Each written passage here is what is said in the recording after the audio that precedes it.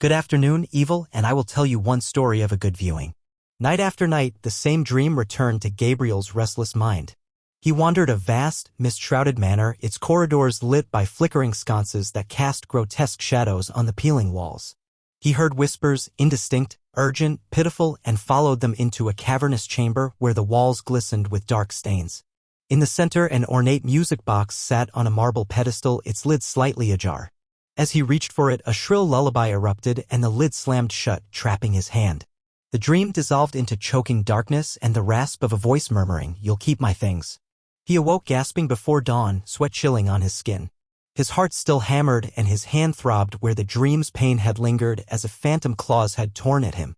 He stared at his bedside table, expecting only the cold would surface, yet there it was, nestled beside his glasses, a small, tarnished key shaped like a twisted human hand. Gabriel's blood froze. He had never owned such a key. He tried to dismiss it. He told himself it was a trick of the mind, a trick of sleep. But that afternoon, returning home from work, he found another object waiting, a rusted pocket watch, its face cracked, hands frozen at 3:17, the hour of his birth. Inscribed on the back, in curling script, 3 words, "Find my things." His apartment's pale walls suddenly felt like the walls of that spectral manor. Every night now, the dream expanded. Gabriel saw more rooms, a library of books bound in human skin, a nursery hung with mobile-like puppets dangling from skeletal arms, a gallery of mirrors reflecting his face twisted into agony.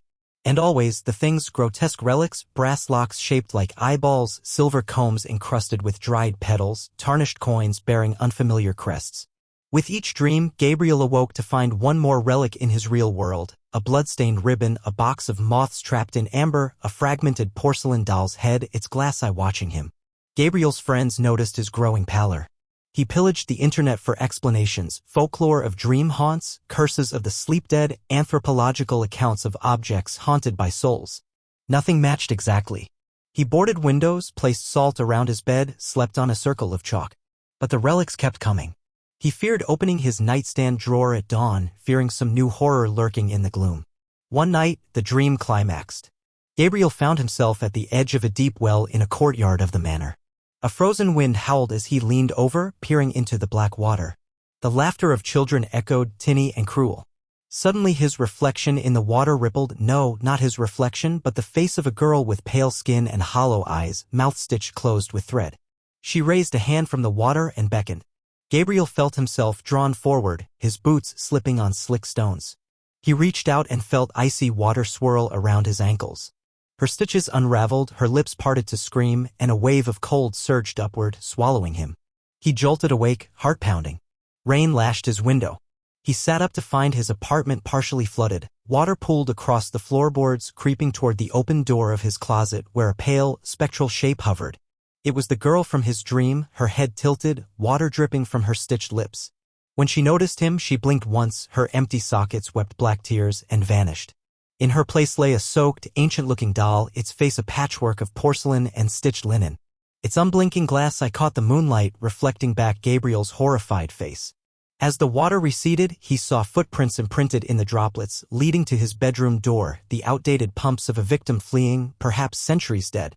Desperate, Gabriel gathered the things he had collected, the key, the watch, the doll's head, the ribbon. He hurled them into a box and sealed it with tape. He rushed outside into the storm, intent on dumping the box into the river. But as he ran, he sensed the objects stirring like trapped insects, rattling within the box, scratching to be free. At the riverbank, thunder rolled. Gabriel lifted the box above his head, but before he could throw it, the things escaped in a cacophony of metallic clicks and porcelain shatters. The dolls, keys, ribbons, coins, and combs fluttered like bats into the night sky, circling him. They formed shapes, skeletal hands, hollow faces, wings of tattered lace, until the things coalesced into a ragged puppet creature, its limbs jointed with rusty hinges, its body a patchwork of relics. The creature's head tilted, its glass eyes glittered with malice. It spoke without a voice. In that terrible moment, Gabriel understood that it spoke through his mind, in thoughts not his own. "You have my things. Keep them." The wind snatched the thing away, flinging it into the river's dark embrace. Gabriel fell to his knees, shivering. For an instant, the river's surface stilled, and in its reflection, he did not see himself, but the ragged puppet crawling from the water toward him. Then the current swept the apparition away. He returned home under the unsettled sky, melancholy and fear entwined around his heart. The nightmares receded for only one night, replaced by dreams of echoing laughter and flickering lights. But the next morning, on his pillow, he discovered a single object, a silver locket, shaped like an eye, its center a drop of polished jet. When he opened it, he found no photograph, only the faint, sorrowful wail of a child lost in the dark. Now Gabriel sits in his apartment as midnight approaches once more. He lines the relics along the windowsill, hoping to quell their hunger with proximity to moonlight. He has moved his bed to the center of the room, chalk circles beneath each leg. A crystal bowl of salt stands guard at the foot. He clutches a holy symbol in trembling hands, though he is no believer. Outside, the city sleeps. Inside, silence blooms, heavy as a tomb. This night, he promises himself, will be different. He will end this. He will banish the things back to the dream, and with them the souls that cling to them. He will wake to a quiet dawn and find his apartment empty of horrors. The clock ticks in the gloom. 11:30 p.m. The air grows colder. Gabriel closes his eyes. The moment Gabriel surrendered to sleep, the world around him shifted. His apartment dissolved into shadows, and he found himself once more within the manor's labyrinthine halls. But something was different. The walls now pulsed, as though breathing, and the sconces blazed with sickly green light. The air reeked of rot and the distant toll of a funeral bell. Gabriel's heart thundered as he realized the things had drawn him deeper into their realm. Ahead lay a gallery whose ceiling arched impossibly high, hung with oil paintings that writhed beneath his gaze. Each portrait depicted someone he recognized. Friends, neighbors, strangers, from whose eyes ran rivulets of blood. Their mouths opened and closed as though chanting a silent prayer, and every time Gabriel stepped closer, their eyes would blink in unison, the wet lids clicking like bone. He tried to look away, but the ringing in his ears grew deafening. Low, chanting syllables in a tongue older than memory. Desperate, he seized the tarnished key, the first relic to appear in his world, and pressed it against the nearest painting's frame. The canvas rippled, and the portrait girl with stitched lips extended her diseased hand to him. With a sudden rush, the key turned in her frame, and the painting fell away, revealing a hidden passage dripping with black ichor. Gabriel hesitated but forced himself forward, clutching the key as though it were a talisman. The passage emptied into a vast courtyard under a roiling sky. At its center stood a crumbling fountain, water frozen mid-fall as grotesque statues of weeping angels gazed upon it. Around the courtyard's perimeter, doors of various sizes yawned open, each door carved with a different symbol. A spider's web, a bleeding heart, a serpent's coil, a clenched fist. From within each doorway came a thing's whisper, urgent and pleading. Release me, complete me, bring me here. Their voices, metallic clangs, brittle whispers, wet sighs, tugged at Gabriel's mind, fracturing his resolve. He turned to the fountain.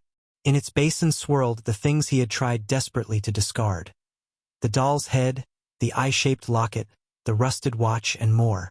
Reaching down, he attempted to scoop them out, but the water's surface was a mirror that showed not his reflection, but that of a giant insectoid creature with chitinous claws. It reached up through the water, jaws clicking. He recoiled, and the locket slipped from his grasp, plunking into the basin. Immediately the wind shrieked. The statue's heads snapped toward him.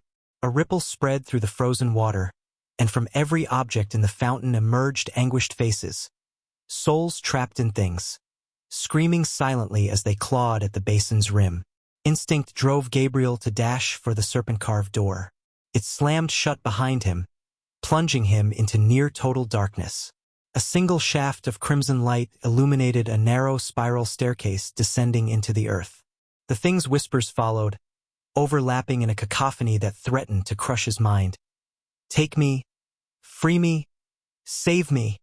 He pressed his palms to his ears, then charged down the steps. At the bottom, he entered a circular chamber whose walls were lined with glass jars. Each jar contained a miniature replica of one of the things, suspended in murky fluid. The labels read names of the dead who had appeared in his dreams. Some he recognized, the girl with the stitched lips, the pale boy with hollow eyes, the woman who had whispered his name in anguish. Others were nameless, anonymous victims. In the center of the room lay a massive ledger bound in dried skin. As Gabriel approached, the ledger's pages flipped on their own, opening to a spread where his name was etched beneath a crimson emblem. Beneath it, a tally of things he had collected, and at the bottom, a chilling warning scrawled in spidery script, "Balance must be paid." The ledger pages fluttered, and one leaf tore free, drifting down to rest at his feet. On it was a message, "Bring me the last one." He recognized those words from the pocket watch inscription. "Find my things," it had said. "Bring me the last one." Gabriel realized in horror that he still possessed one relic unaccounted for, the box of amber-trapped moths, their wings caught mid-beat, bodies severed at the joints. He fumbled in his coat pocket and held up the box. Its glass sides were shattered, and inside hovered a single moth, its wings a swirl of jet black and iridescent sheen. It beat against the air, then turned toward Gabriel's face, antennae twitching. The ledger began to rumble, the jars vibrating as though the things inside sensed their unfinished business. Gabriel's chest tightened, the ledger's whisper rose above all others. "Here." He dropped the box and stepped back, but the moth unfurled its proboscis and, as though tasting the air, hissed. Then it dove into his coat pocket and vanished. Panic seized Gabriel. He tore off his coat, appended it, and out tumbled dozens of moths, their wings shimmering in the dim light.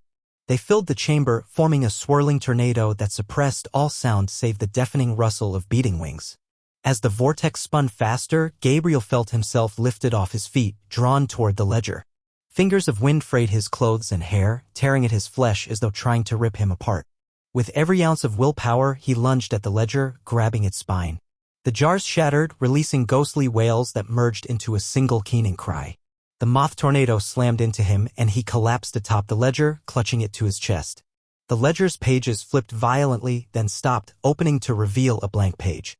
On it, words bled through from the next page, "Close the circle." Time seemed to stretch as Gabriel contorted to draw with the blood from his scraped palms a circle around the ledger. He etched runic symbols he did not understand but somehow knew, a spiral, an eye, a tear, a knot. The runes glowed with a pale blue light, and the ledger shuddered. The vortex of moths recoiled, scattering in every direction, their wings tearing against the walls. When the last moth skimmed the rune circle and slammed against its invisible barrier, the chamber collapsed into a deafening silence. The jars lay in shards, the whirl of wings silenced. The ledger's glow faded, and its pages snapped shut. Gabriel sat shaking, blood streaming down his arms, heart racing so violently he feared it would burst from his chest. A low rumble echoed behind him. He turned to see a hidden door sliding open. Beyond lay a narrow corridor lined with candles that ignited as he stepped forward. At the end stood a figure draped in crimson robes, face hidden beneath a hood. The figure extended a gaunt hand, and upon its palm lay a smooth, black stone carved into the shape of a heart. "You have done well," the figure intoned, voice hollow yet resonant. "You have collected my things and returned them to their ledger. Now you hold my heart?" Gabriel swallowed the lump in his throat. What happens now?" The figure tipped its head. "Balance is restored. Yet the price remains. Yours." Before Gabriel could react, the figure's hand closed around the stone, and shadows erupted from its form, darting toward Gabriel and coiling around his limbs like living ropes. He struggled, but the shadows tightened, pulling him toward the vault behind the figure. The vault door swung open to reveal a pit of swirling darkness. From within came the girl's silent scream and the rustle of moth wings. Gabriel's vision blurred. He tried to scream but found no voice.